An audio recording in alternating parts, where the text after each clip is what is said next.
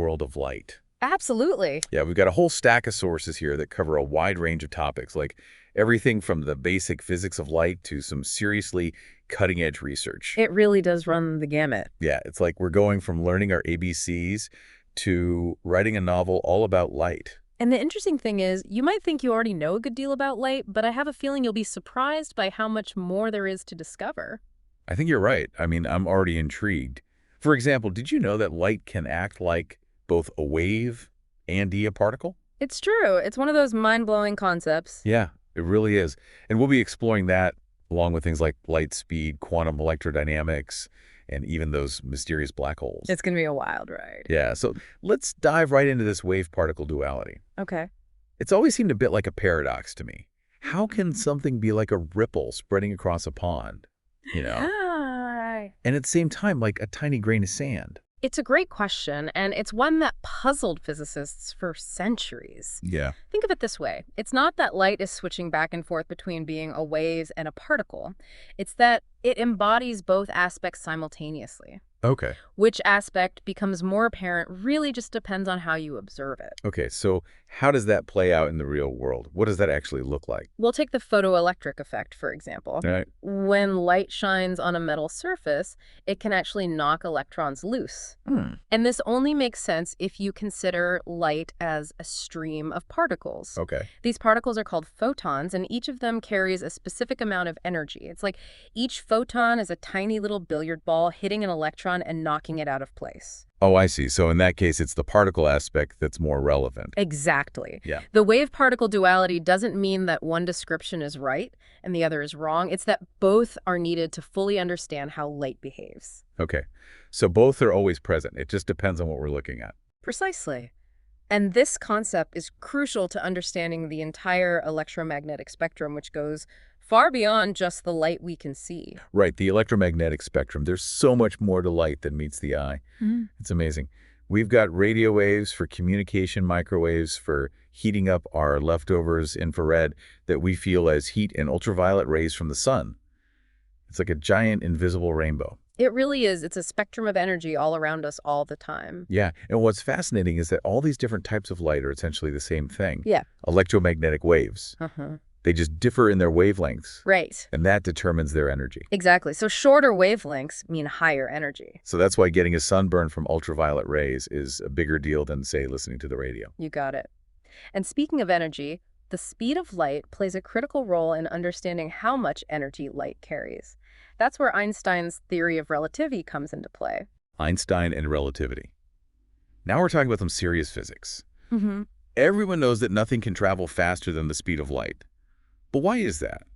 And what does it even mean? Well, it means that the speed of light in a vacuum, roughly 299,792 kilometers per second, is not just some arbitrary speed limit. It's a fundamental constant woven into the very fabric of space-time. Okay. And this leads to some really interesting consequences like time dilation.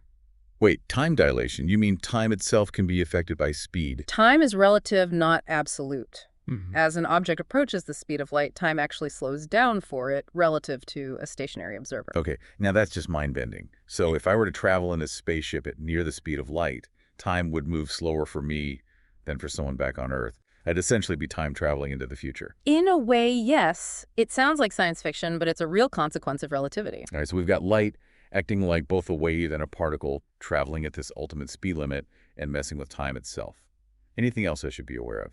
Well, we've just begun to explore the strangeness of light.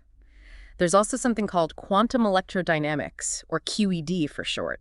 Okay. And it describes how light interacts with matter on the subatomic level. Quantum electrodynamics. Okay, that sounds like we're getting into some really deep physics territory. It is a complex theory, but we can try to break it down. Okay. Essentially, QED explains these interactions through the exchange of what are called virtual particles. These particles are like tiny messengers that pop in and out of existence, transferring energy and momentum between light and matter. So they're not real particles in the traditional sense. They're more like fluctuations in the quantum field allowed to temporarily violate the usual laws of physics, Okay. but their effects are very real and measurable. It's through these virtual particles that light can do things like excite atoms, causing them to emit their own light, or even create matter under extreme conditions. Hold on, create matter. Are you saying light can actually give birth to stuff? It sounds incredible, but it's one of the predictions of QED that scientists are actively trying to verify experimentally. Wow, so we've got light creating matter. We'll dive deeper into this later. Okay, I'm already hooked. It's amazing to think that something as seemingly simple as light can lead us down such a deep rabbit hole of physics. And we haven't even scratched the surface. Yeah. We still need to explore how our understanding of light has led to incredible technologies like lasers and fiber optics, and how light plays a crucial role in the most extreme environments in the universe, from black holes to the very beginning of time. Well, I don't know about you, but I'm ready for the next part of this journey. Let's keep diving. Absolutely. Let's go. Welcome back to our deep dives into the extraordinary world of light. So before we went on break, you mentioned that QED predicts that light can actually create matter. I'm still wrapping my head around that concept. Yeah, it's a pretty wild idea. It is. It's called the Schwinger effect, and it essentially states that in the presence of extremely strong electric fields, virtual particles can be ripped apart and become real particles. So like those tiny messengers we talked about before suddenly becoming tangible. Exactly. That seems to defy everything we think we know about how the world works. It challenges our classical intuitions, for sure. And while we haven't directly observed the Schwinger effect, yet experiments are underway using high-powered lasers to try and create these intense electric fields. If they succeed, that would be a huge breakthrough. It would be revolutionary. Imagine creating matter from pure energy that's straight out of science fiction. It really is. And speaking of pushing the boundaries of science, let's revisit this idea of quantum entanglement. Okay. We touched on it earlier, but it's worth diving a little deeper. Remember two entangled photons, no matter how far apart, can influence each other instantaneously? It still blows my mind. It's like they have some secret communication channel that defies the laws of physics as we know them. It's one of the strangest and most counterintuitive aspects of quantum mechanics. And what's even more amazing is that this isn't just some theoretical curiosity. Scientists are already exploring ways to harness entanglement for real-world applications, particularly in the realm of quantum computing. Quantum computing. That's where we hear about computers being exponentially faster than anything we have today, right? Exactly. Traditional computers use bits, which can be either a 0 or a 1. But quantum computers use qubits, which can be both 0 and 1 simultaneously. Wow. Thanks to the principles of superposition and entanglement. So it's like each qubit has superpowers, being able to explore multiple possibilities at once. That's a great way to put it. No wonder they can tackle complex problems much faster. Imagine the possibilities, from revolutionizing drug discovery and materials science to cracking the codes that protect our most sensitive data. But if we can manipulate entanglement for computing, couldn't we also use it for communication? Like creating an unhackable channel for sending messages? That's the idea behind quantum cryptography. Since entangled particles are linked, any attempt to eavesdrop on a message encoded in their states would instantly alter those states, alerting both the sender and receiver. It's like having a built-in alarm system that goes off the moment someone tries to peek at your message. Now, that's what I call secure communication. Yeah. It's like something out of a spy movie. It's pretty cool.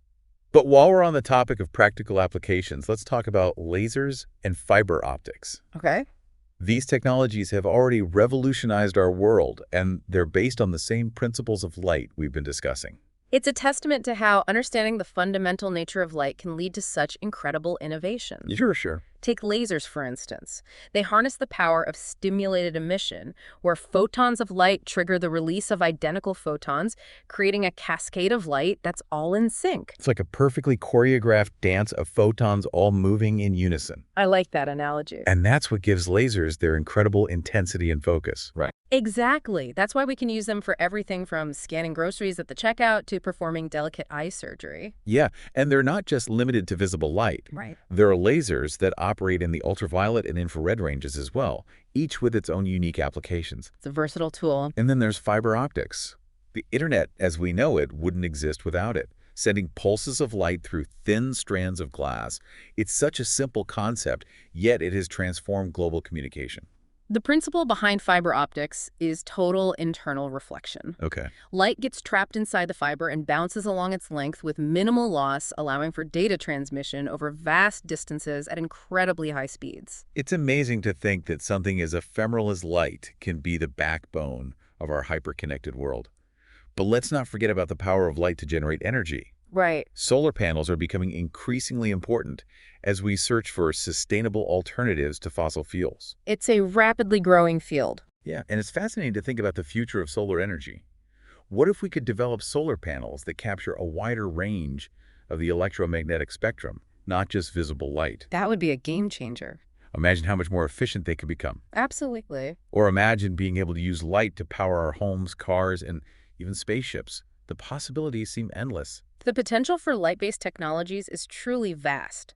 But as with any powerful tool, there are also ethical considerations to keep in mind. Right, like the potential misuse of powerful lasers. Exactly. Or concerns about privacy and security in a world increasingly reliant on fiber optic communication. As we push the boundaries of what's possible with light, we need to be mindful of the potential consequences and ensure that these technologies are used responsibly. But let's not get ahead of ourselves. Okay. We still got more ground to cover in our exploration of light. Right. What's next on our agenda? Well, we've talked about how light behaves in the quantum realm and how we can harness its power for technology.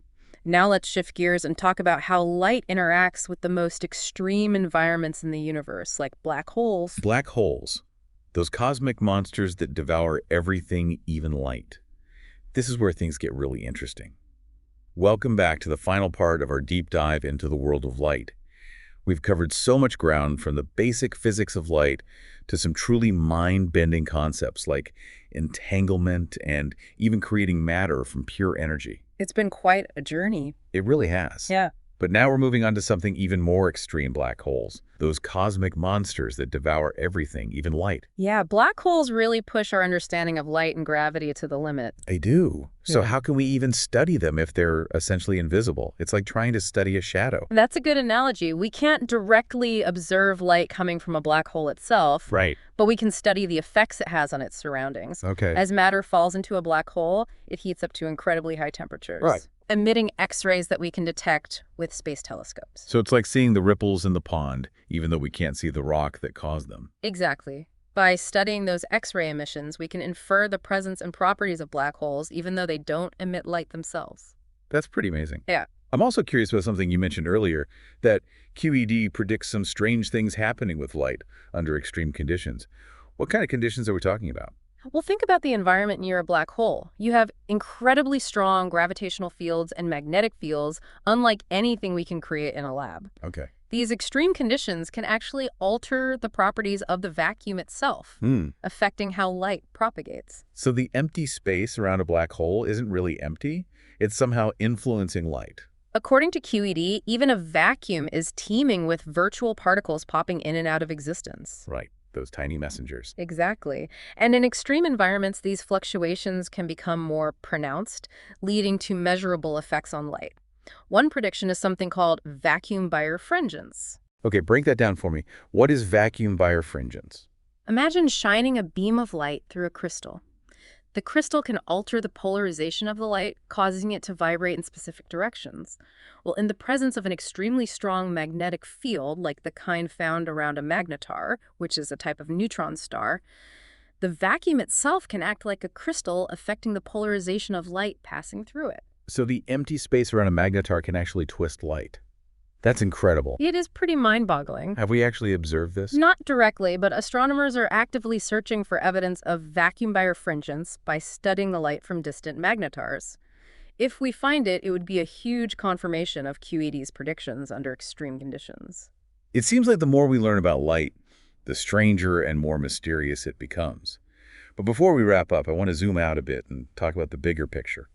We've explored light on the quantum scale and in extreme environments. But what about light's role in the overall evolution of the universe? That's a great question. Remember the cosmic microwave background radiation we talked about earlier? That faint afterglow of the Big Bang? Yeah, like a baby picture of the universe. Exactly. And it's essentially a snapshot of the universe when it was just 380,000 years old. By studying its properties, we can learn a lot about the early universe, its composition, temperature, and how it evolved over time. It's a remarkable window into the past, all thanks to light. It's mind-blowing to think that we can use light to look back in time all the way to the beginning of the universe. And as we develop more powerful telescopes and instruments, we can peer even deeper into the cosmos, unlocking more secrets about its origin and evolution. But there are still many mysteries to solve. Absolutely. Like what? Give me an example. Well, we've talked a lot about ordinary matter and how it interacts with light. But the vast majority of the universe is made up of something else, dark matter and dark energy. Right, the mysterious stuff that we can't see or interact with directly.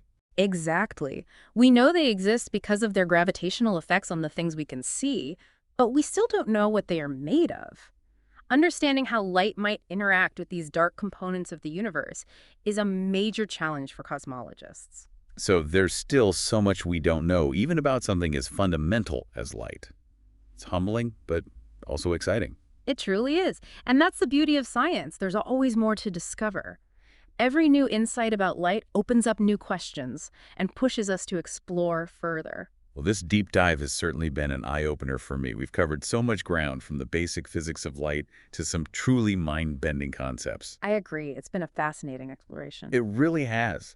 And hopefully it sparked a sense of wonder and curiosity in our listeners. I hope so too. So to our listeners, keep exploring, keep asking questions, and never lose your fascination with the incredible world of light. Thanks for joining us, and we'll see you on our next deep dive. See you then. Bye.